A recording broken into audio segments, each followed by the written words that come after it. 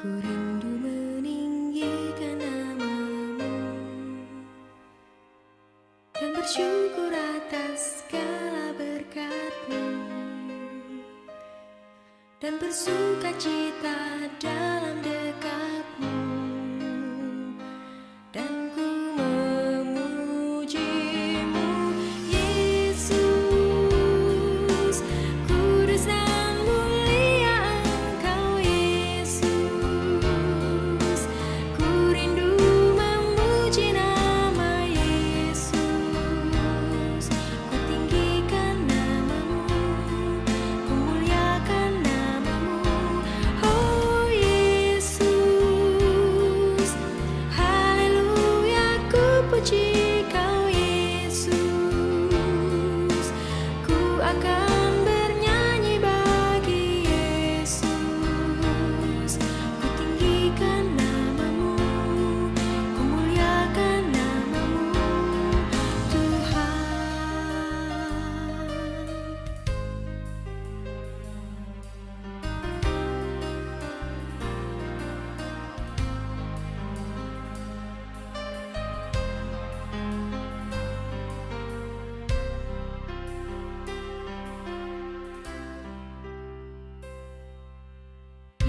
Yesus, betapa ku rindu memuji-Mu, Yesus.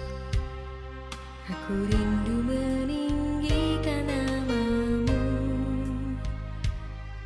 dan bersyukur atas segala berkat-Mu dan bersuka cita dalam dekat-Mu, dan ku memuji-Mu, Yesus. Kudus dan mulia Engkau, Yesus. Ku rindu memuji nama Yesus. Ku tinggikan namamu, ku muliakan namamu, oh Yesus. Haleluya, ku puji Kau, Yesus. Ku akan bernyanyi bagi Yesus. Ku tinggikan namamu, ku muliakan namamu, oh Yesus. Kudus dan mulia Engkau, Yesus. Ku rindu memuji nama Yesus. Ku tinggikan namamu, ku muliakan namamu, oh Yesus. Haleluya, ku puji Kau, Yesus. Ku akan bernyanyi bagi Yesus. Ku tinggikan namamu, ku muliakan namamu, Tuhan.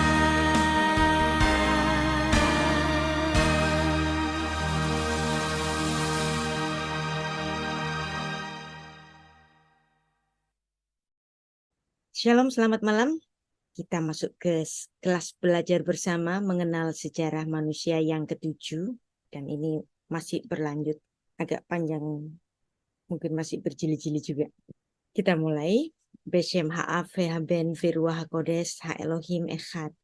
Di dalam nama Bapa dan Putra dan Roh Kudus Allah yang Esa. Amin. Malam ini ada di dalam rangkaian Filosofi di Ancient Hebrew Wisdom yang ke-13, dan bahasan mengenai sejarah manusia adalah yang ke-7. Dan kelanjutan dari apa yang sudah kita pelajari, kita akan membahas kehidupan di dalam bahtera menurut midrasnya orang Yahudi. Menurut midrasnya orang Yahudi, Nuh dan keluarganya di lockdown di bahtera itu selama 365 hari. Nuh dan keluarga tidak hidup di dalam kenyamanan leyeh-leyeh gitu, enggak.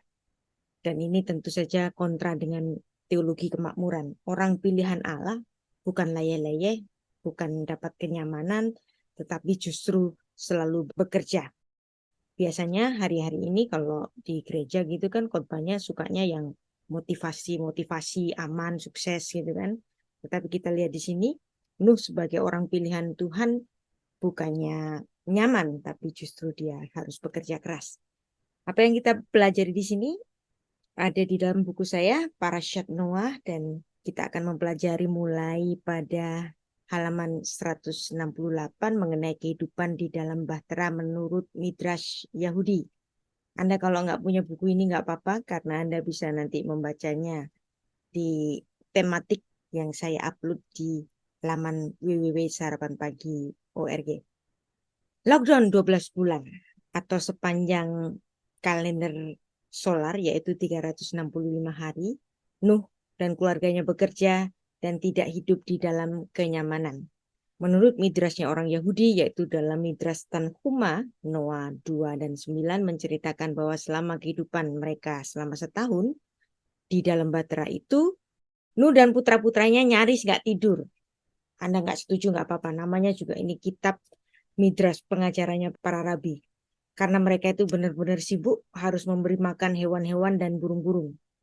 Setiap hewan perlu diberi makanan khusus. Pada waktu yang tepat di siang hari beban kerja dan tekanan yang luar biasa menyebabkan Nuh itu sampai batuk darah. Namanya juga kitab tradisi ya. Ikuti saja. Dan terlebih lagi, Nuh pernah terlambat membawa makanan ke singa dan kucing yang marah menggigit Nuh. Dalam penafsiran Rambam, menyatakan bagaimana mungkin bahtera yang tidak begitu besar itu bisa menampung ratusan ribu spesies hewan, belum lagi pasokan makanannya yang diperlukan untuk memberi makan bagi semua makhluk selama 365 hari atau setahun penuh. Menurut satu pendekatan, bahtera itu cukup ajaib. Ada keajaiban di sini, sehingga memungkinkan muatan bahtera itu jauh melampaui dimensi bahtera. Terbatasnya ukuran bahtera ini juga menjelaskan bagaimana hewan karnivora dapat hidup berdampingan dengan mangsanya. Menurut ajarannya para Hasidim, menjelaskan bahwa bahtera Nuh ditampakkan nanti pada masa depan, yaitu dalam Olam Haba, di langit baru, bumi baru, world to come. Bahwa di situ nanti binatang-binatang pemangsa bisa hidup berdampingan dengan makhluk-makhluk yang lebih ringkih. Jadi ada di Syamayim Hadashim Ve'eret Hadasyah. Langit baru dan bumi yang baru seperti dicatat di dalam perjanjian baru 2 Petrus 3:13 atau Wahyu 21 ayat 1. Alkitab mengatakan bahwa 40 hari air itu naik dan melambung tinggi. Kejadian 7 ayat 17 terjadi pada tanggal 17 bulan Kislev. Dan kita sudah mempelajari mengenai penanggalan ini, di mana orang-orang Yahudi mengikuti tafsirnya Rabbi Eliezer yang sudah kita pelajari dalam 2 sesi sebelumnya mengenai penanggalan orang Yahudi. Bagaimana kok ini nyampe pada tanggal 17 Kislev? Ini menurut perhitungan mereka secara tradisi. 40 hari lamanya air bah itu meliputi bumi. Air itu naik dan mengangkat bahtera itu hingga melambung tinggi dari bumi. Jadi di sini Anda lihat terjadinya apa yang dialami oleh Nuh, yang dimana di bahtera itu dia menemukan berbagai-bagai macam masalah di dalamnya. Tanggal 17 Kislev di sini, yaitu awal musim dingin. Kislev itu seperti kita mau masuk bulan November atau Desember. Dan itu merupakan awal musim dingin, mulainya dari 150 hari di mana air itu menjulang tinggi. Ayat 18, ketika air itu makin bertambah-tambah dan naik dengan hebatnya di atas bumi, terapung-apunglah bahtera itu di permukaan air. Ayat 19, dan air itu sangat hebat, bertambah-tambah meliputi bumi dan ditutupinya segala gunung tinggi di seluruh kolong langit. Kok tiba-tiba ada gunung? Nah, ini sudah kita bahas juga di dalam sesi yang sebelumnya, bahwa gunung ini sebelumnya nggak pernah ada. Gunung baru muncul pada zamannya Nuh ini ketika lempengan bumi itu bergeser, yang dimana terbuka mata air yang di bawah tergeser di antara lempengan-lempengan bumi itu membentuk suatu gundukan dan disitulah terjadinya gunung-gunung. Ya, sudah kita pelajari dalam 2 sesi yang ke belakang kemarin. Ayat 20, sampai 15 hasta di atasnya bertambah-tambah air itu sehingga gunung-gunung itu ditutupinya. Jadi di sini gunung baru ada pada zamannya Nuh. Disitulah terjadi kematian segenap makhluk hidup yang bernafas daratan yang di luar bahtera. Habis karena amukan air yang dahsyat itu. 21, lalu mati. Binasalah segala yang hidup dan bergerak di bumi, burung-burung, ternak, dan binatang liar, dan segala binatang merayap yang berkeriapan di bumi, serta semua manusia yang di luar bahtera, semuanya hilang lenyap. Matilah segala yang ada nafas hidup di dalam hidungnya, segala yang ada di darat. Ayat 23, demikianlah dihapuskan Allah segala yang ada, segala yang di muka bumi, baik manusia maupun hewan, dan binatang melata, dan burung-burung di udara, sehingga semuanya itu dihapuskan dari atas bumi.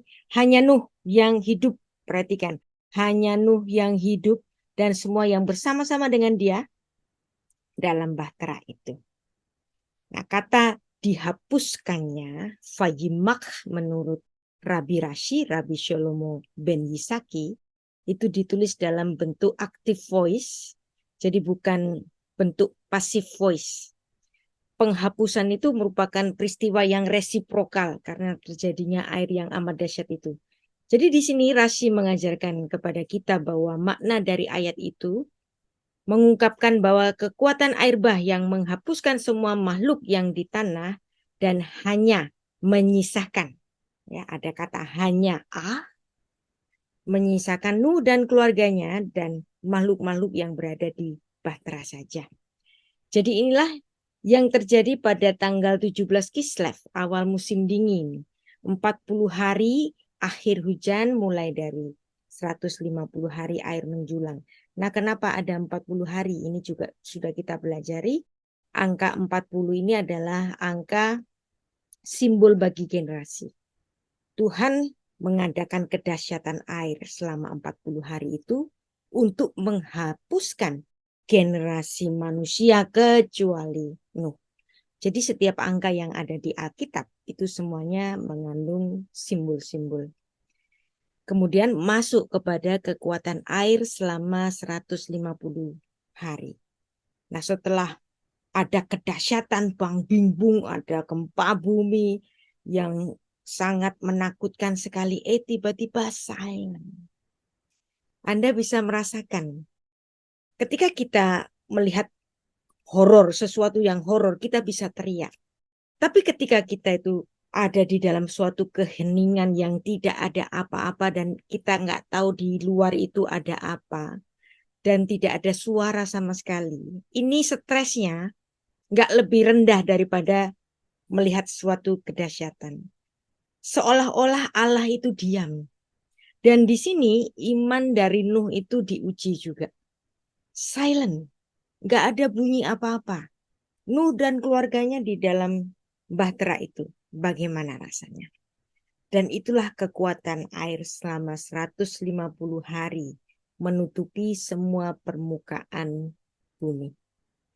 Ayat 24 masuk ke tanggal 17 Kislev, berkuasalah air itu di atas bumi 150 hari lamanya. Silent. Inilah ujian yang selanjutnya. Nuh tidak hidup di dalam kenyamanan. Nah, menariknya angka 150 ini juga nggak sembarangan. Angka 40 tadi yang dimana air itu menguasai bumi dan kemudian 150 itu air itu diam, silent. Nah, 150 hari ini juga membentuk kata-kata dalam bahasa Ibrani, aksara Ibrani ya. Aksara-aksara yaitu ada Yod, Alef, Lamed, Mem, Ye-Alem ya, membentuk kata Ye-Alem. Jadi angka 150 merujuk pada kata Ibrani Ye-Alem yang artinya disappear, go away, be gone. Pada masa inilah betul-betul kedahsyatan dari air itu betul-betul menghapuskan segala makhluk yang punya nafas di hidungnya. Jadi sekali lagi, kalau Anda menemukan aksara dan ada angka, ternyata ini bisa saja merupakan suatu simbol-simbol. Dan itu masuk dalam satu ilmu dalam eksegesis Yahudi, yaitu remes, mempelajari lambang-lambang yang ada di Alkitab. Jadi 150 merujuk kepada kata-kata yaitu Ye'alem, 150 yang artinya go away, be gone, menjadi musnah. Dan inilah kepunahan sebagian spesies pada bencana air bah kecuali yang ada di Bahtera itu. Alkitab menulis istilah binatang besar yaitu behemoth yang biasanya ini dirujuk kepada misalnya binatang-binatang raksasa seperti dinosaurus. Binatang itu mempunyai tulang-tulang seperti pembuluh tembaga, kerangka tubuhnya seperti batang besi, ekornya seperti pohon aras. Ya. Di sini kitab Ayub pernah menuliskan ciri-ciri dari behemoth yang merupakan binatang yang sangat kuat dan sangat besar dalam Ayub 40 ayat 9 sampai 19. Ada pula istilah yang merujuk kepada binatang besar itu yaitu makhluk-makhluk laut raksasa yaitu taninim. Yang kadang taninim ini dirujuk kepada ikan besar misalnya ikan paus. Ada juga istilah Leviathan yang merujuk kepada sea monster. Dipakai di dalam beberapa kitab dalam Perjanjian Lama. Dan itu tidak ada catatan mengenai bagaimana kepunahan makhluk-makhluk raksasa itu.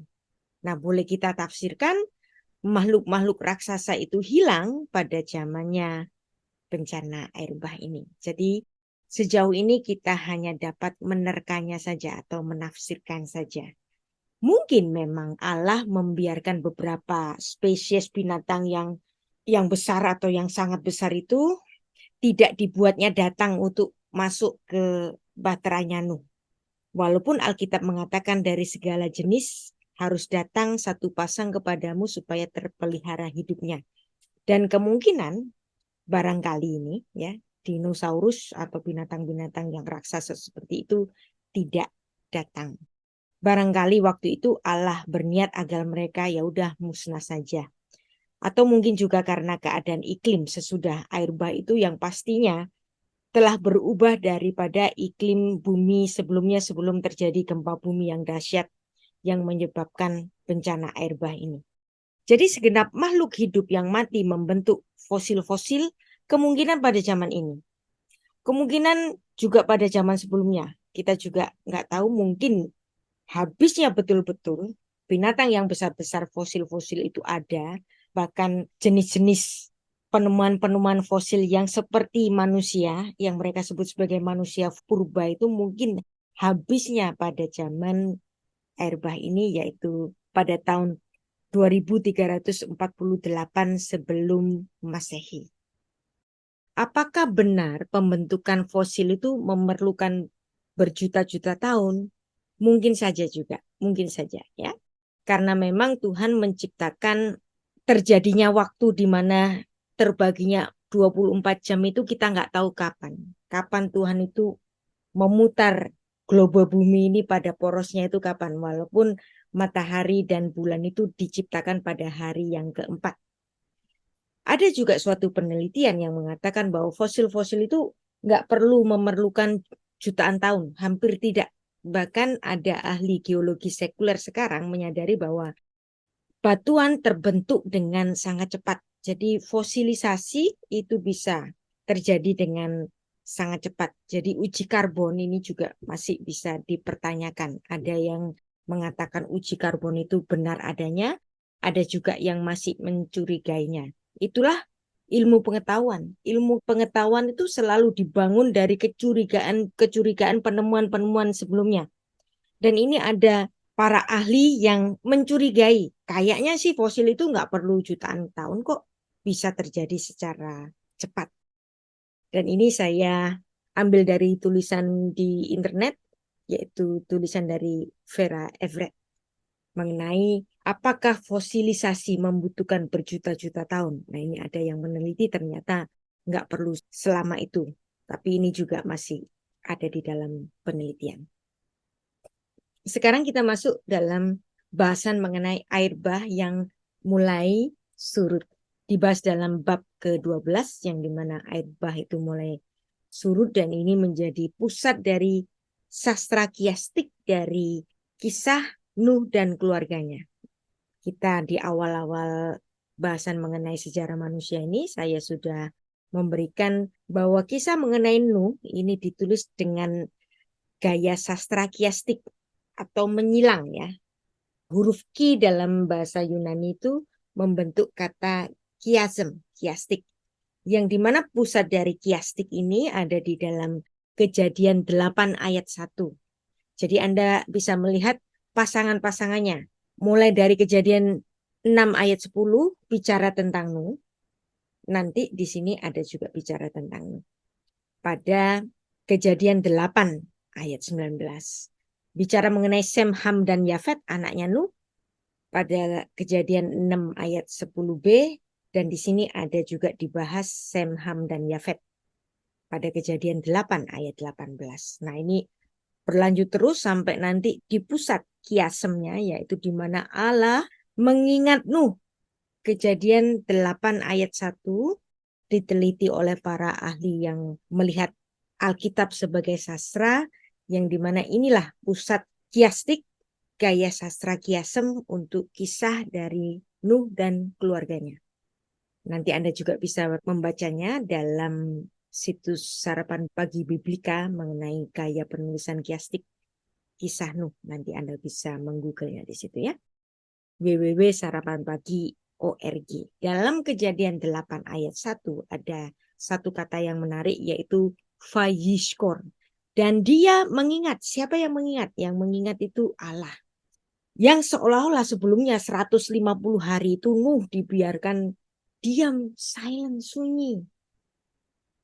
Pernah nggak sih kita di ghosting orang, di ghosting sama pacar gitu kan? Nggak enak banget gitu kan. Nah ini kayak Nuh itu di ghosting gitu. Dan setelah itu, setelah sekian lama kemudian Allah mengingat Nuh. Jadi ungkapan bahwa Allah mengingat Nuh ini justru menegaskan bahwa Allah itu setia. Selalu menyertai Nuh walaupun kelihatannya silent tetapi sebenarnya Allah menyertai Nuh.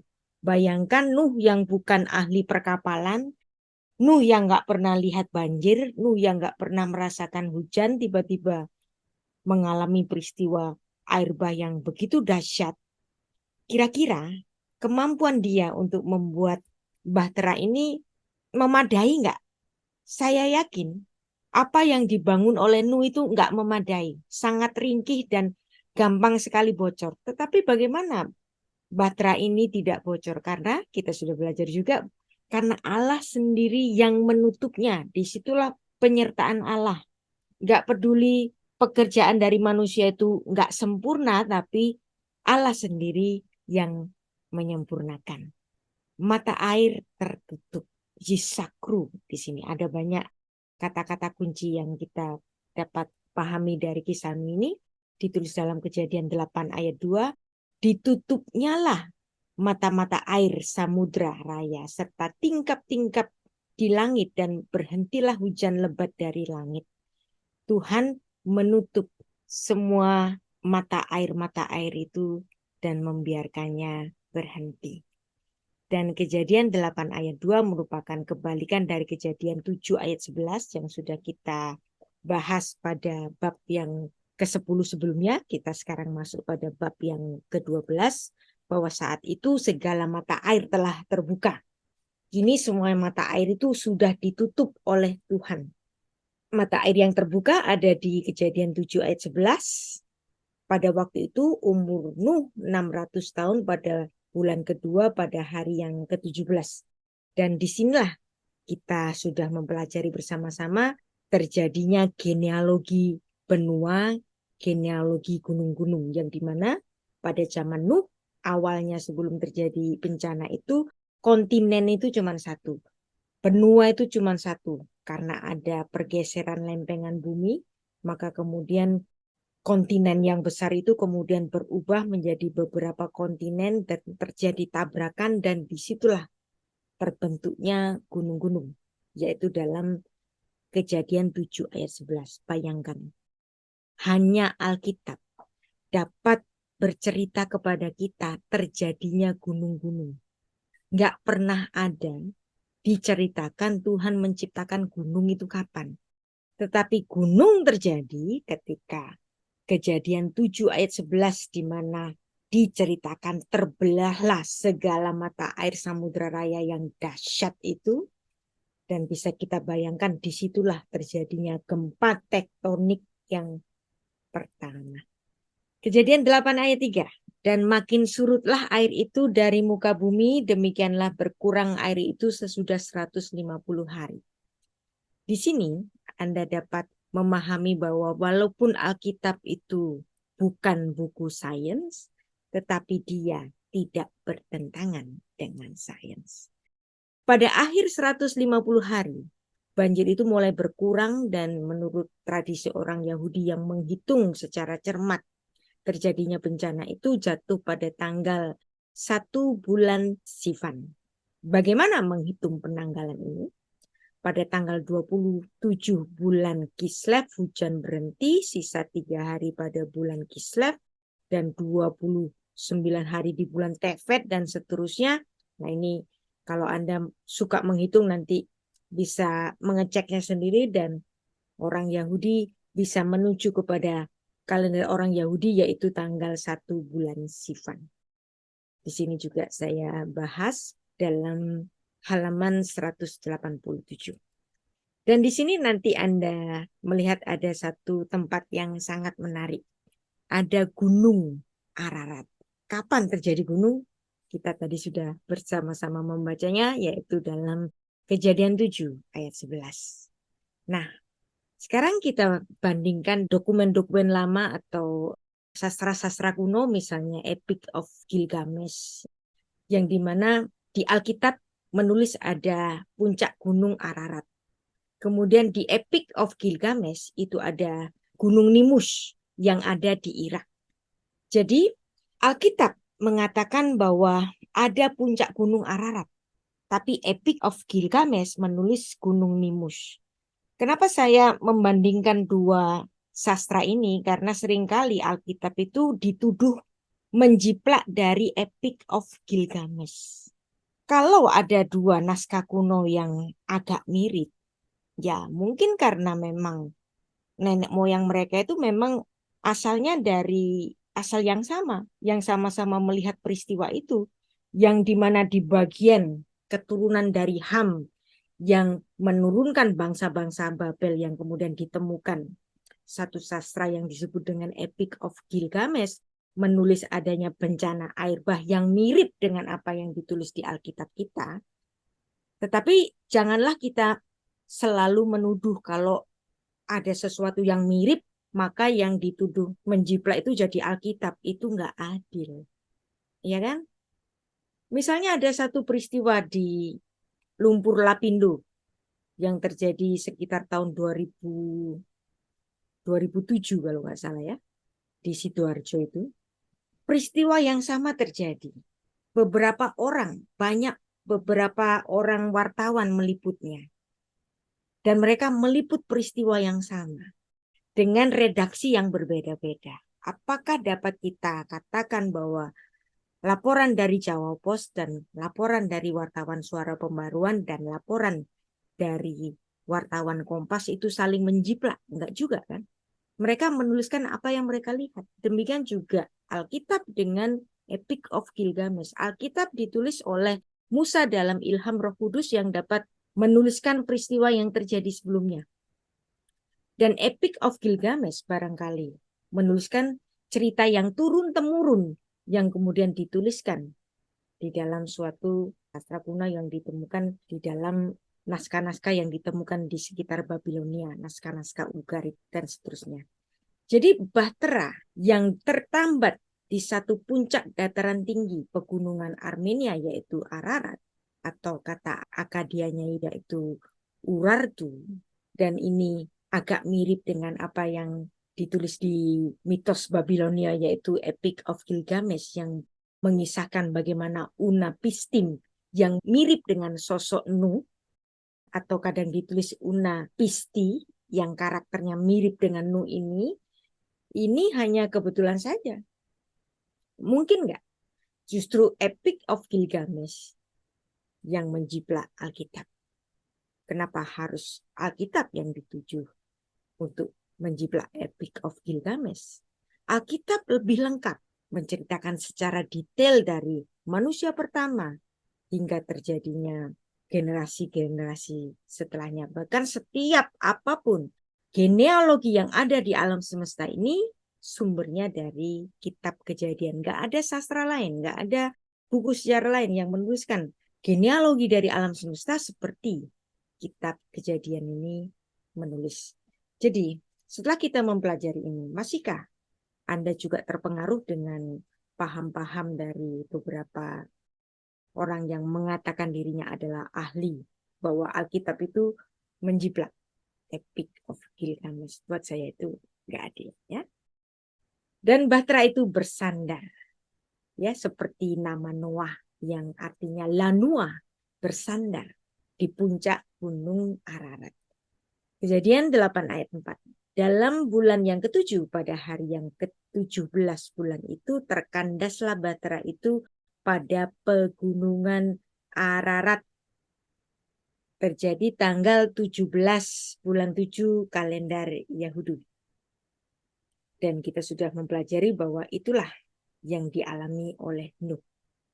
Dalam perhitungan Rashi, Sivan adalah perhitungan ke-7 dari bulan Kislev di mana hujan itu telah berhenti. Dan Kejadian 8 ayat 5 menulis bahwa bulan ke-10 dan seterusnya puncak gunung itu muncul kembali.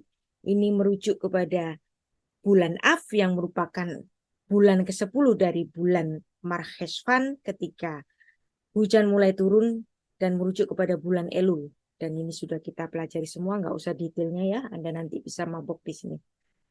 Kejadian 8 ayat 6, muncul kembali angka 40. Sesudah lewat 40 hari maka Nuh membuka tingkap yang dibuatnya pada Bahtera itu. Kenapa ada angka 40 lagi?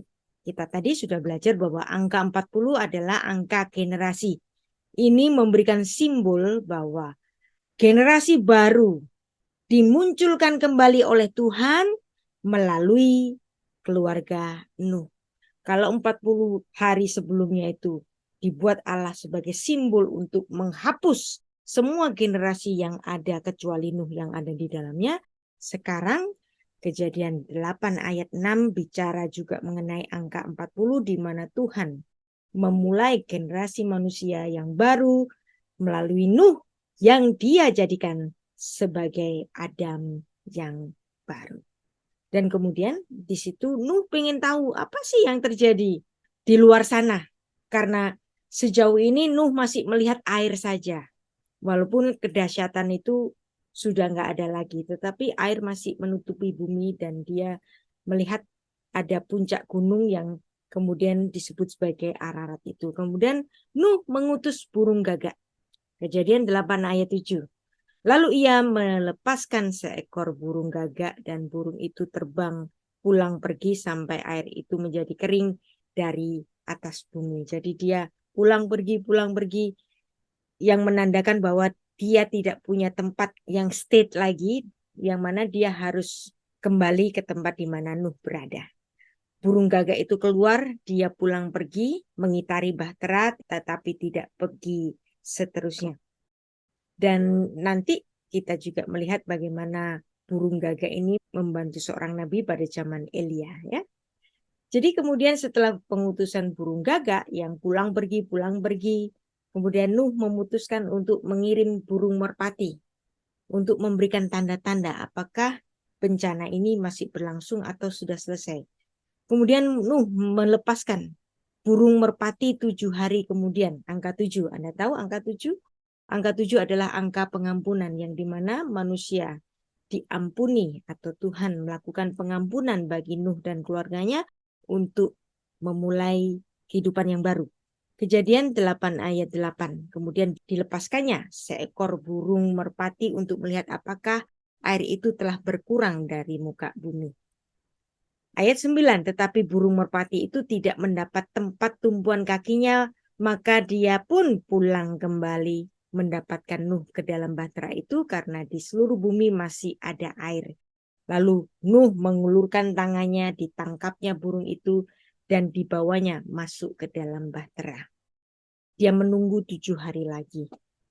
Kemudian dilepaskannya burung merpati yang kedua dari bahtera. Ayat 11, menjelang waktu senja, pulanglah burung merpati itu mendapatkan Nuh. Dan pada paruhnya, Anda lihat di sini, dibawanya sehelai daun zaitun yang segar. Dari situlah diketahui Nuh bahwa air itu telah berkurang dari atas bumi. Kenapa ada simbol peace yang dimana ada burung merpati membawa sehelai daun zaitun yang segar. Nah, ini kan menjadi lambang perdamaian dunia. Berasal dari mana?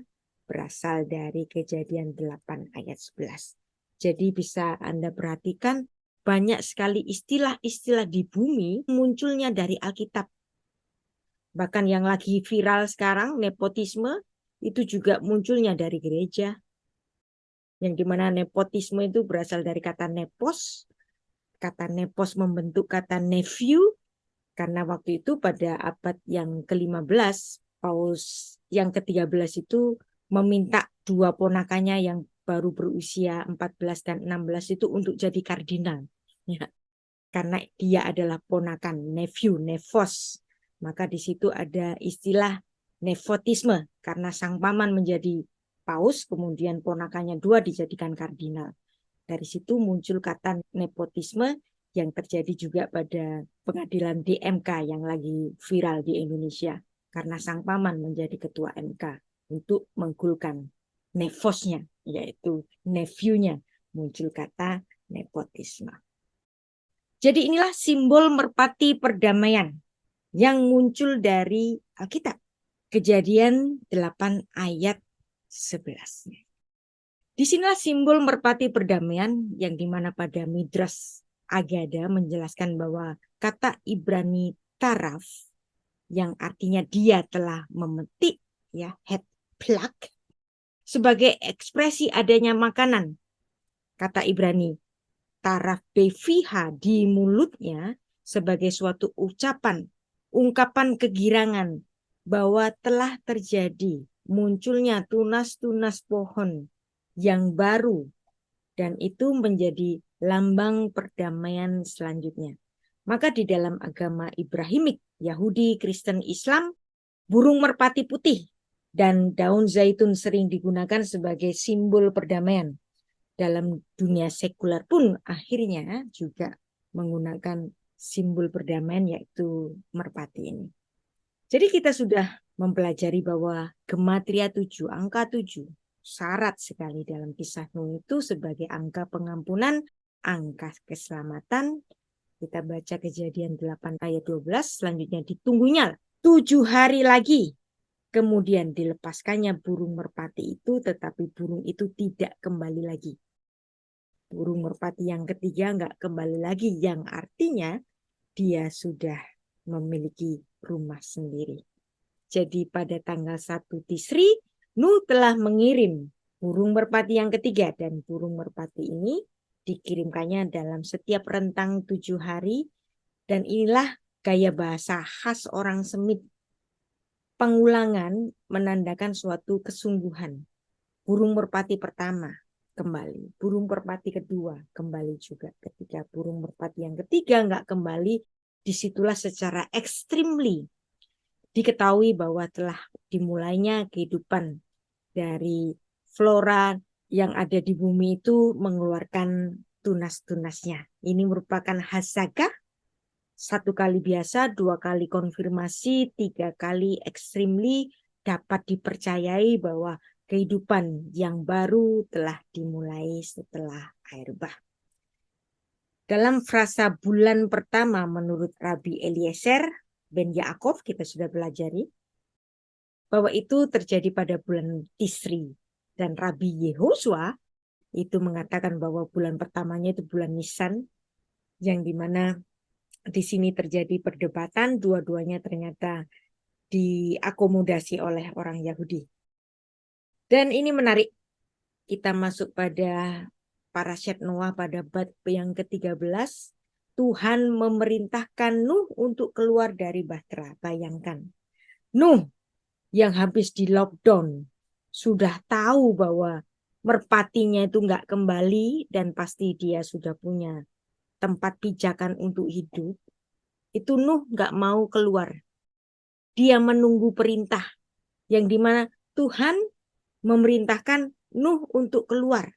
Ya, menarik di sini. Kejadian 8 ayat 17.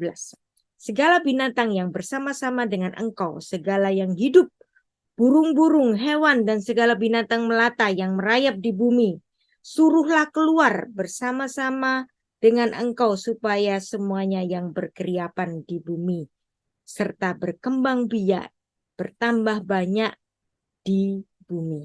Ya, di sini ada satu perintah. Engkau perintahkanlah keluar, hayetse.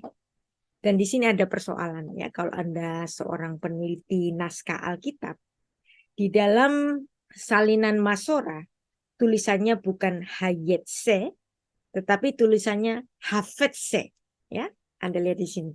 Kalau Anda baca di sini hafetse. Kita membacanya hayetse, menyuruh keluar. Kenapa harus dibaca hayetse, bukan hafetse? Karena di sini kadang-kadang ada tinta yang meleleh ke bawah, ya. Seharusnya yod itu pendek saja, di sini terlalu panjang dan lebih baik dibaca sebagai hafetse. Ada ketif dan kiri di sini. Ya, kalau Anda peneliti naskah nanti ini biasanya sangat menarik sekali. Ya, dalam naskah Masora itu menulisnya hafetse, yang saya curigai bahwa ada satu tinta yang meleleh, mungkin itu bukan suatu kesalahan penyalinan tetapi tinta yang meleleh yang bentuknya bawalah mereka keluar. Lebih baik dibaca sebagai hayetse, tell them that they should come out. Jadi bukan Nuh yang membawa keluar, tapi Nuh memerintahkan keluar.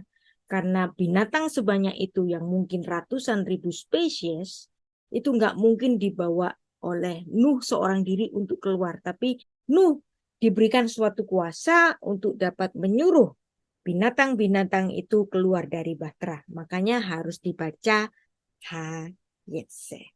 Ya. Sekarang kita langsung masuk ke bab yang ke-14. Yang dimana ini kita membahas kajian filosofi Yahudi bahwa ada ketaatan sebagai respon dari pendengaran, Shema. Menarik sekali, dalam seluruh Alkitab Ibrani Perjanjian Lama nggak pernah ada kata taat. Kalau ada kata taat, obey, itu hanya ada di kitab terjemahan. Tetapi Alkitab bahasa asli nggak pernah ada kata taat. Adanya cuman kata shema, yang arti harfiahnya adalah mendengar. Nah, kira-kira apa sih dasar filosofinya? Kalau Alkitab itu tidak pernah menggunakan kata taat, bukankah ketaatan itu adalah ciri khas dari setiap agama? Taat syariat, taat membayar zakat, taat ini, taat itu, taat ini. Tetapi di Alkitab nggak pernah ada kata taat.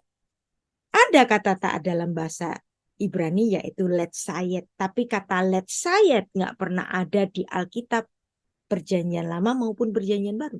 Ya, yang dimana walaupun Perjanjian Baru itu ditulis dalam bahasa Yunani, tetapi yang nulis itu mindsetnya tetap orang Yahudi, yang dimana kalau merujuk kepada suatu ketaatan yang digunakan adalah kata mendengar, yang dimana di dalam setiap pendengaran umat Tuhan yang mendengar perintah Tuhan, itu apa sih? Kalau kamu setelah mendengar ngapain? Setelah kamu mendengar, kamu merespon. Setelah merespon, kamu responsibility. Dan itulah yang dilakukan oleh Nuh. Nuh nggak pernah ditulis taat. Tetapi Nuh adalah seorang yang selalu mendengar. Bahkan ketika keluar dari bahtera, dia tunggu perintah Tuhan dan kemudian dia mendengar. Dan itu membentuk nantinya sebagai syahadatnya orang Yahudi yang isinya Shema Israel, Adonai Eloheinu, Adonai Echad. Jadi di sini hukumnya orang Yahudi itu mendengar, bukan taat. Ya memang ada nafas taat di sini karena taat mendengar kemudian melakukan, itulah ketaatan. Jadi kata taat dalam Alkitab itu adalah makna kontekstualnya. Tetapi makna harfiahnya nggak pernah ditulis kata taat. Karena secara filosofis di sini menunjukkan bahwa Tuhan itu nggak ingin ditaati secara buta. Tetapi Tuhan ingin didengar. Seperti seorang bapak mendengar satu conversation yang dibuat bersama anaknya. Atau sepasang suami istri yang saling mendengar. Bukan sekedar melaksanakan perintah. Orang yang hanya melaksanakan perintah itu adalah seorang hamba, seorang pesuruh. Tetapi Tuhan memperlakukan umatnya sebagai anaknya sendiri. Maka dia lebih suka didengar daripada ditaati. Jadi inilah Nuh yang selalu respon ketika mendengar dan dia selalu menunggu perintah. Setelah air bah itu surut, seharusnya Nuh itu bisa dengan segera keluar dari Bahtera. Bosen kan di dalam Bahtera 365 hari setahun di situ, tapi toh di situ Nuh tetap menunggu dan dia tidak keluar sebelum ada perintah. Nuh di sepanjang kisah ini nggak pernah berbantah-bantahan dengan Tuhan, tapi Nuh selalu melakukan. Dan setiap kali kita membaca, kita selalu melihat nilai ketaatan Nuh, walaupun di Alkitab nggak pernah ada kata taat. Lalu Nuh melakukan semuanya itu tepat seperti yang diperintahkan Allah kepadanya. Dan itulah narasi-narasi Alkitab terhadap apa yang dilakukan oleh Nuh. Dia melakukan selalu tepat seperti yang diperintahkan kepadanya. Jadi Nuh di sini merupakan satu paradigma ketaatan Alkitabiah. Walaupun di Alkitab nggak pernah ada kata taat. Midras dari Philo dari Alexandria, menuliskan Kinoa hu ke'en kinui lesedek. Noah is a kind of surname of righteous. Jadi dia itu seperti suatu surname dari kebenaran seseorang. Nuh melakukan apa saja yang diperintahkan. Kisahnya menceritakan kepada kita bahwa ketaatan saja tidak cukup. Dan dia betul-betul selalu mendengar kata-kata Tuhan. Dan ini membentuk kajian filosofi Yahudi bahwa memang karena tidak ada kata patuh, nggak pernah ada kata taat dalam Alkitab bahasa asli Alkitab. Dan walaupun ini aneh, itulah Alkitab kita yang aneh. Agama seharusnya menitik beratkan ketaatan kan? Tetapi justru yang kita temukan di Alkitab adalah permintaan Tuhan untuk meminta kita selalu mendengarkannya, kemudian merespon. Jadi listening, God voice with more than your ears. Dengan seluruh hatimu engkau mendengar, dan dari situ ketika engkau melaksanakan apa yang kamu dengar, dengan suatu respon, disitulah responsibility. Jadi inilah Shema. Shema adalah listen, kemudian respon, kemudian responsibility. Dari teladan yang dilakukan oleh Nuh. Semua agama di dunia menginginkan ketaatan umat. Tetapi Allah yang Maha Kudus, Hakadosh Baruch, menginginkan umat untuk mendengarkan Dia. Jadi contoh yang paling taat adalah syahadatnya orang Yahudi yang sudah kita baca tadi. Ulangan 6 ayat 4. Shema Israel, Adonai Elohinu, Adonai Echad. Dengar Israel, bukan taatilah Israel. Bukan obey, hai Israel, tetapi dengar. Nah, dari pendengaran yang dilaksanakan dengan responsibility ini, muncullah makna kontekstual ketaatan. Jadi inilah filosofi yang dapat kita tarik di Alkitab kita dengan sores yang sama, Shema, ya. Shema mendengar, mendengarkan dan melaksanakan. Dan inilah kata-kata yang selalu dikatakan di Alkitab. Mendengar kata istri, mentaati istri. Mendengar kata Tuhan, mentaati Tuhan. Dan inilah kata Shema yang selalu menempel pada kehidupan orang Yahudi yang selalu setia untuk mendengar perintah dari Tuhan. Jadi disinilah, dari apa yang sudah kita pelajari, ada pepatah dunia yang mengatakan, If there was no heaven or hell, would you still obey the word of God? Hal yang senada ini kan ada di lagunya Chrisye. Jika surga dan neraka nggak pernah ada, masihkah kita sujud menyembahnya? Apakah kita masih taat untuk menyembahnya? Dan tampaknya pertanyaan ini baik untuk kita renungkan. Apakah ketaatan kita ke gereja setiap minggu, mungkin kemis doa malam, atau melakukan syariat-syariat agama secara patuh, itu kenapa sih? Karena engkau mencintai Tuhan, ataukah hanya sekedar takut masuk neraka? Atau pengen cuman masuk surga saja? Gimana kalau surga dan neraka itu nggak pernah ada? Makanya pemahaman untuk mencintai Tuhan itu bukan soal ketaatan, tetapi mendengar. Karena Tuhan ingin didengar. Bayangkan suami istri, istrinya itu tidak bisa mendengar, tetapi hanya sekedar mematuhi saja seperti robot. Seorang suami ingin didengar istrinya, membuat suatu conversation di antara dua insan ini. Seperti juga seorang bapak, seorang ibu terhadap anak-anak mereka.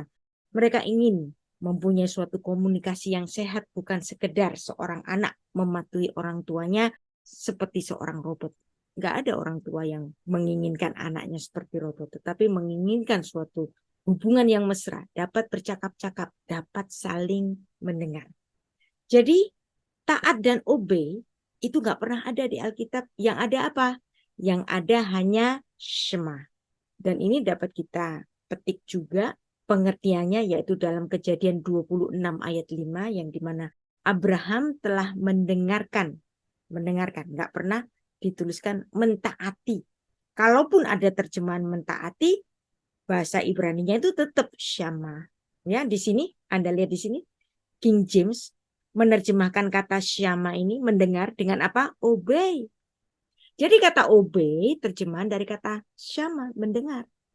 Obey my voice. Ya. Kenapa di sini King James itu menerjemahkan dengan obey? Ini adalah bukan terjemahan harfiah, tetapi terjemahan kontekstual. Arti harfiahnya adalah Shema, mendengar. Alkitab nggak pernah ada kata taat, karena Tuhan tidak pernah menginginkan ketaatan buta. Abraham disebut orang yang percaya. Sebab apa? Dia orang yang mendengar. Dia menjadi role model dari umat Allah yang taat. Dan kata Shema ini diterjemahkan oleh King James dengan obey. Terbukti kan? Memang nggak pernah ada kata obey bahasa Ibraninya. Yang ada hanya kata dengar. Ya.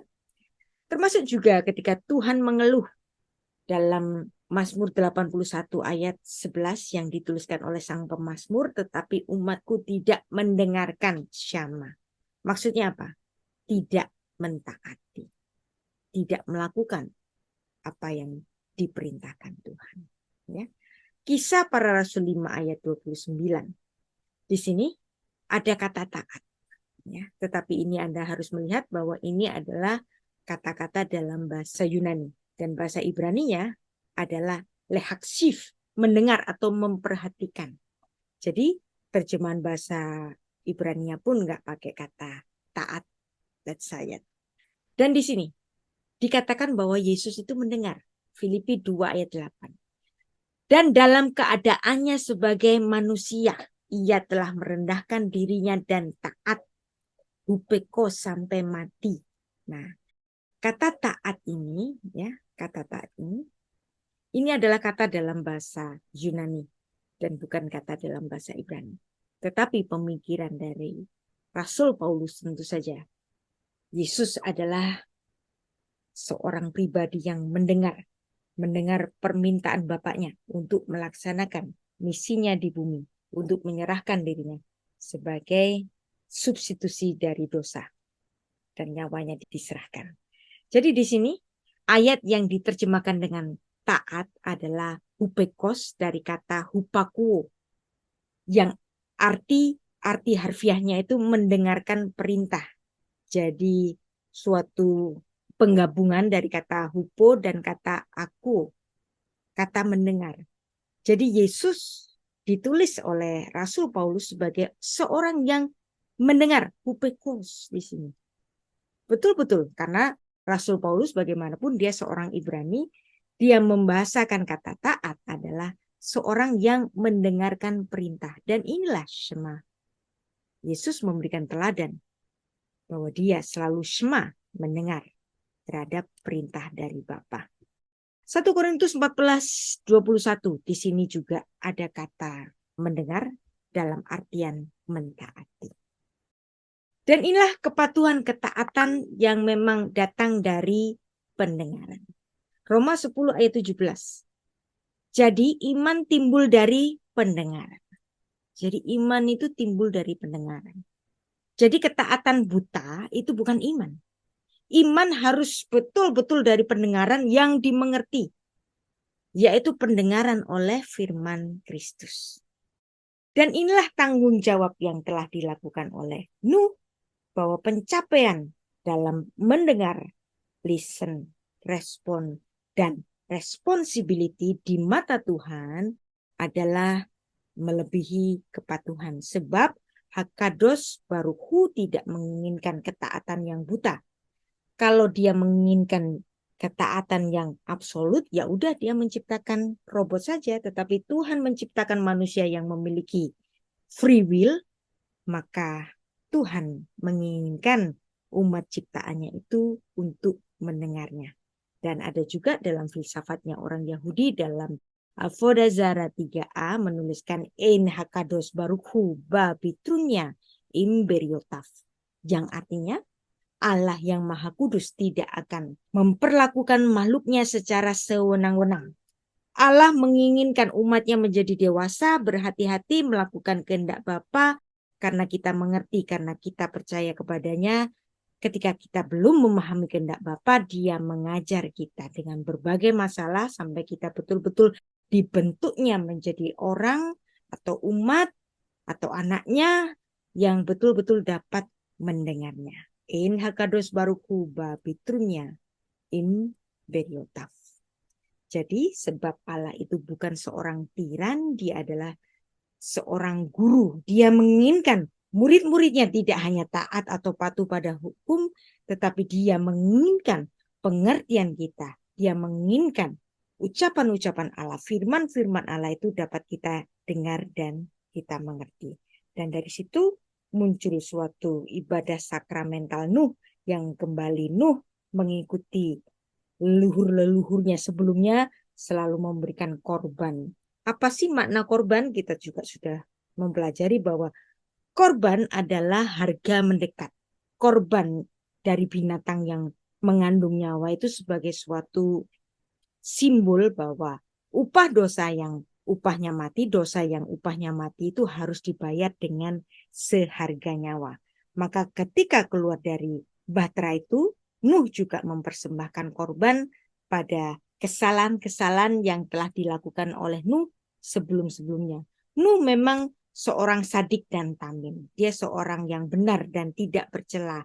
Tetapi bagaimanapun seseorang yang telah menjadi keturunan dari Adam memiliki tabiat dosa yang sama, maka walaupun Nuh adalah seorang yang sadik dan tamim, seorang benar dan tidak bercela, dia pun tetap melakukan suatu ritual pengampunan dosa, yaitu dengan memberikan ibadah sakramental. Kejadian 8 ayat 20, lalu Nuh mendirikan mesya bagi Tuhan dari segala binatang yang tidak haram. Nah, tidak haram ini sudah kita pelajari, yang artinya yaitu tahir, hatahor. Dari segala burung yang tidak haram diambilnya beberapa ekor, lalu dia mempersembahkan korban bakaran di atas mesbah itu, dan itu merupakan olot. Olot itu sesuatu yang naik ke atas. Gimana sesuatu korban itu bisa naik ke atas? Yaitu dengan cara membakar dari apa yang dipersembahkan itu di dalam satu mesbah, dan kemudian ini tetap di sepanjang perjanjian lama menjadi suatu ritual untuk ritual pengampunan dosa. Ya, jadi kita sudah mempelajari bahwa sejak dari Kain dan Habel, manusia-manusia pimpinan Tuhan, pilihan Tuhan itu memberikan korban kepada Allah, dan ini terus dilakukan terus-menerus sampai nantinya digenapi oleh kematian Kristus di kayu salib. Dan ini Tuhan berkenan kepada korbannya Nuh. Ketika Tuhan mencium persembahan yang harum, Tuhan berfirman dalam hatinya, aku tidak akan mengutuk bumi lagi karena manusia. Sekalipun yang ditimbulkan di hatinya adalah jahat sejak kecilnya, aku tidak akan membinasakan lagi segala yang hidup seperti cara air bah yang telah dia lakukan. Jadi cara pemberian korban melalui korban bakaran ini menyukakan hati Tuhan, sehingga Tuhan pun berjanji tidak akan menghapuskan manusia dengan cara seperti itu lagi. Dan apa yang dilakukan Nuh ini dicatat di dalam Ibrani 9 ayat 22. Hampir segala sesuatu disucikan menurut hukum Torah dengan darah. Binatang yang berdarah disembelih, dibakar, kemudian dipersembahkan kepada Tuhan sebagai tanda pengampunan. Tanpa penumpahan darah tidak akan ada pengampunan. Dan ini juga merupakan ibadah sakramental yang mula-mula yang kemudian dijadikan sebagai suatu ritual pada zamannya Musa. Dan kemudian Tuhan memberikan suatu berkat multiplikasi kepada Nuh. Yang karena Nuh ini sebagai Adam yang baru, kemudian Tuhan mengucapkan berkat yang sama seperti berkat yang diberikan kepada Adam dalam Kejadian 1 ayat 28. Di sini Tuhan juga memberikan berkat yang sama kepada Nuh karena Nuh sebagai Adam yang baru. Dan kemudian Tuhan mengucapkan berkat beru-urvu sama ya di sini. Vayevarek otam Elohim, vayomerlahem Elohim beru-urvu. Beranak pinaklah dan bertambah banyaklah. Ini adalah formula berkat Tuhan. Formula berkat Tuhan yang ada di Kejadian 1 ayat 28 ini diulangi oleh Tuhan kepada Nuh. Beru-urvu. Tuhan memberikan berkat kepada Nuh untuk beranak pinak, dan dari Nuh ini nanti 3 putra yang menjadi nenek moyang bagi semua makhluk yang ada di bumi hingga hari ini. Dan inilah semua bangsa-bangsa di bumi lahir dari keluarga Nuh. Kejadian 9 ayat 1. Lalu Tuhan memberkati Nuh. Perhatikan, tadi saya membaca apa? Beru-urvu. Kata beru-urvu muncul lagi ya. Lalu Allah memberkati Nuh dan anak-anaknya serta berfirman kepada mereka, beranak cuculah dan bertambah banyaklah. Beru-urvu. Beru-urvu. Ya. Umil'u et haaretz. Jadi Kejadian 1 ayat 28 berkatnya itu diulangi kepada Nuh karena Nuh di sini dijadikan oleh Tuhan sebagai Adam yang baru. Dan akan takut dan gentar kepadamu segala binatang di bumi, segala burung di udara, segala yang bergerak di muka bumi, segala ikan di laut, ke dalam tanganmu lah semuanya itu diserahkan.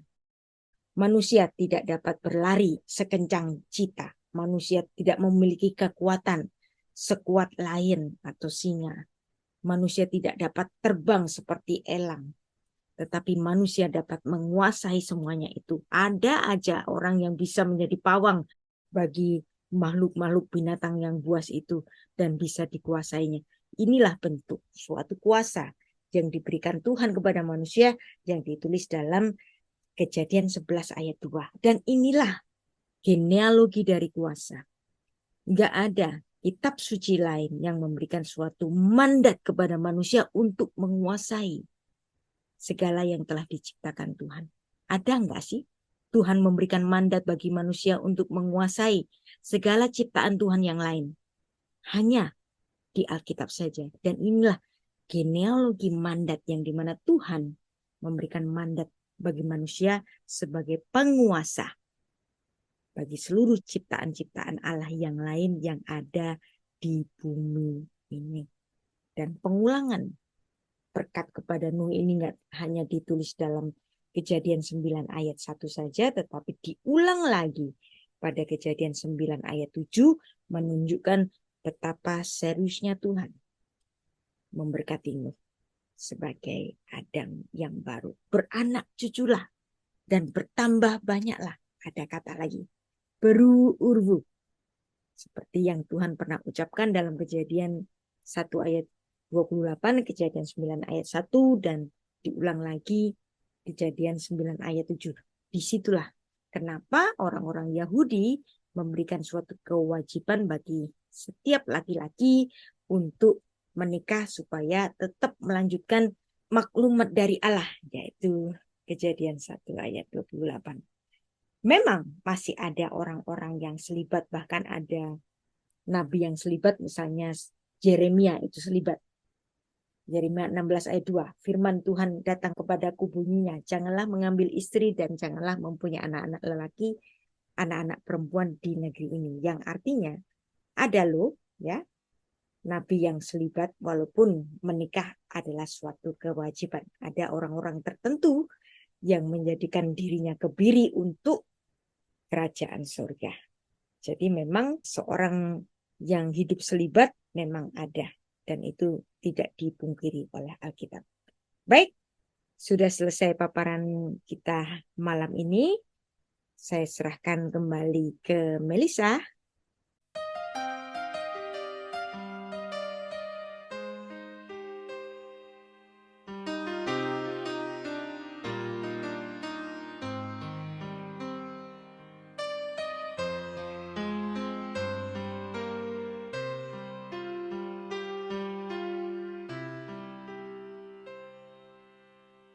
Yesus, betapa ku rindu memujimu, Yesus.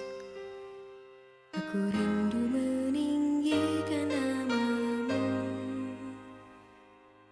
dan bersyukur atas segala berkat-Mu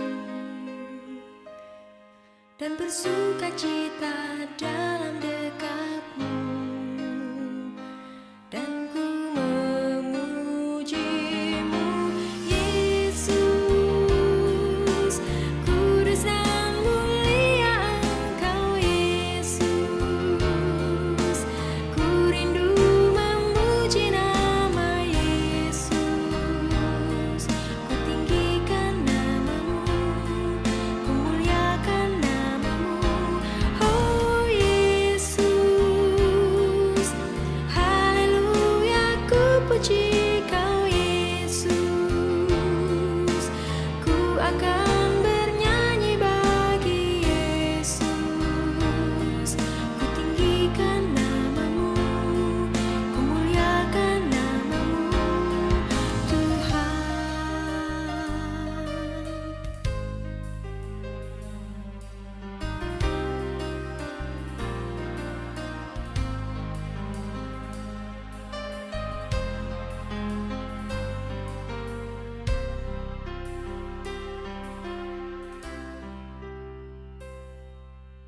Yesus, betapa ku rindu memujimu, Yesus.